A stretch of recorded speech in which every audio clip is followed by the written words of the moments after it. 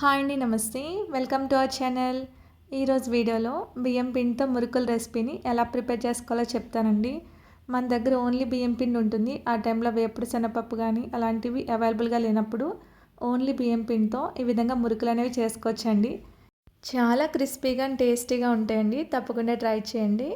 దీనికోసం ముందుగా ఒక బౌల్లో 2 కప్పుల వరకు బియ్యం పిండిని తీసుకోండి. ఇది పొడి బియ్యం పిండేనండి, ఓకేనా. అందులో 1/2 టీ స్పూన్ వరకు పసుపు, సరిపడా ఉప్పు, సరిపడా కారం వేసుకోండి. 1 టీ స్పూన్ వాము నలిపి వేసుకోండి. అందులోనే నువ్వులు కూడా ఒక 2 స్పూన్ల వరకు వేసుకొని బాగా కలపండి.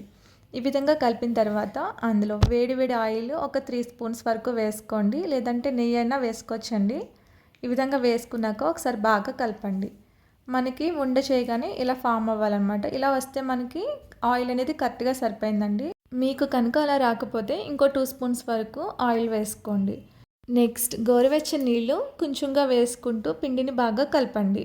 సో ఒకేసారి వేసుకోకండి, కొంచెం కొంచెంగా వేసుకోండి. మనకి పిండి అనేది చపాతీ ముద్దలాగా చేసుకోవాలన్నమాట, ఓకేనా. కొంచెం మెత్తగా ఉండాలన్నమాట, ఓకేనా. ఈ విధంగా కలిపిన తర్వాత వీటిని ఒక 1/2 అవర్ పాటు మూత పెట్టి పక్కన పెట్టుకోండి.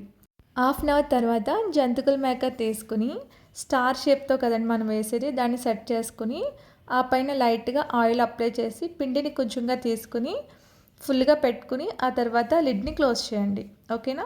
నెక్స్ట్ కడాయిలో సరిపడా ఆయిల్ తీసుకుని ఆయిల్ బాగా హీట్ చేయండి, ఓకేనా. ఈ విధంగా హీట్ చేసినాక ఈ విధంగా మురుకులు అనేవి వేసుకోండి. మంటని మీడియం ఫ్లేమ్లో పెట్టి వేయించుకోండి. ఇక్కడ కడాయి చిన్నది కాబట్టి ఒక 3-4 కన్నా ఎక్కువ వేసుకోకూడదండి, లేదంటే జంతికలు అనేవి క్రిస్పీగా రావు. ఈ విధంగా ఒక మురుకు వేసుకున్నాక చేతితో అక్కడితో స్టాప్ చేయండి. అదేవిధంగా రిమైనింగ్ మురుకులు కూడా వేసుకోండి. ఈ మురుకులు చిన్న సైజులో వేసుకోవచ్చండి, పెద్ద సైజులో కూడా వేసుకోవచ్చు. ఇలా వేయడం కష్టం అనిపిస్తే కనుక నార్మల్గా ఒక ప్లేట్ మీద వేసుకుని మురుకులు అనేవి ఆ పైన ఆయిల్లోకి వదలండి. ఆ విధంగా చేస్తే మీకు చాలా ఈజీగా అయిపోతాయి. సో ఇలా తిప్పడం కష్టం అనిపిస్తే కనుక ఈ విధంగా వేయించినాక మంటను మీడియం ఫ్లేమ్లో పెట్టి వేయించుకోండి. చాలా ఫాస్ట్గా ఫ్రై అయిపోతాయండి. ఈ విధంగా ఫ్రై అయినాక మరొక వైపు తిప్పుకొని ఇంకొక 2 మినిట్స్ పాటు వేయించుకోండి. ఇలా వేయించిన వాటిని ఒక బౌల్లోకి తీసి పక్కన పెట్టుకోండి. అదేవిధంగా రిమైనింగ్ మురుకులు కూడా వేసుకోండి. నేను చెప్పాను కదా, ఏదైనా బౌల్ వెనకాల వేసుకుంటే మనకి చాలా ఫాస్ట్గా వేసుకోవచ్చు అనమాట. ఈవెన్ షేప్ కూడా చాలా బాగా వస్తుందండి, ఓకేనా. మీకు నార్మల్గా తిప్పడం చాలా కష్టంగా ఉంటే కనుక ఇలా ట్రై చేయండి. ఇలా కూడా మనకు చాలా ఫాస్ట్గా అయిపోతాయి. 2 వైపులా బాగా ఫ్రై అయినాక బౌల్లోకి తీసుకోండి, ఓకేనా.